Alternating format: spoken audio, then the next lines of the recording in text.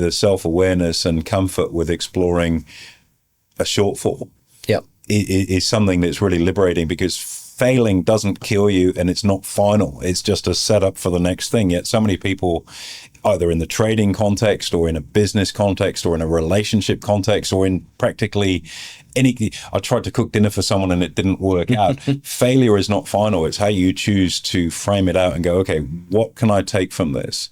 Now, I'll give you an example. Not this year. This is going back in the mists of time. Oh, yeah. It's going back a really long time. I remember the first time I ever cooked for somebody. Oh, no. Girl I had coming over for a date is when I was at university. So this is going back a long time now. And in good faith, I remember she came over for dinner and I said, I probably oversold it. I've always been quite strong on the sales side. And I said, I'm going to cook a moussaka. I remember it like this was yesterday, but I didn't have any eggplant, which is the principal ingredient for this thing, right? And it was like, it was an epic fail. It looked like something you'd probably feed the dog, to be perfectly frank. Gosh. Didn't negatively impact on the relationship because I managed to talk my way out of it and whatnot. But when I look back at that, and I love cooking now, and so that for me was an epic fail, humiliation. It didn't stop me dating anybody, and it certainly didn't stop me cooking.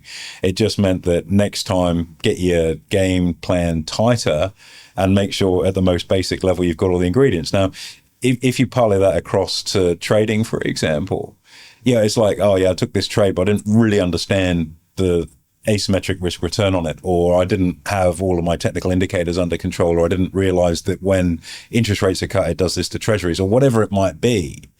That's an example where there's a deficiency in your preparation. And now you've had that mistake, you've stubbed your toe, taken a little bit of bark off, probably, or hopefully more off your ego than financially. You either regroup or you walk away. And if you're someone that's listening to this podcast, it's about goals and things of that nature, you are going to be someone that's looking for that edge to regroup, to grow from it, not someone that's looking to pack up. Yeah. So failing is not final. You have to do a post-mortem on what went wrong in every sense of the word, to isolate something that either is or isn't in your control so you can fix it so it doesn't happen again next time.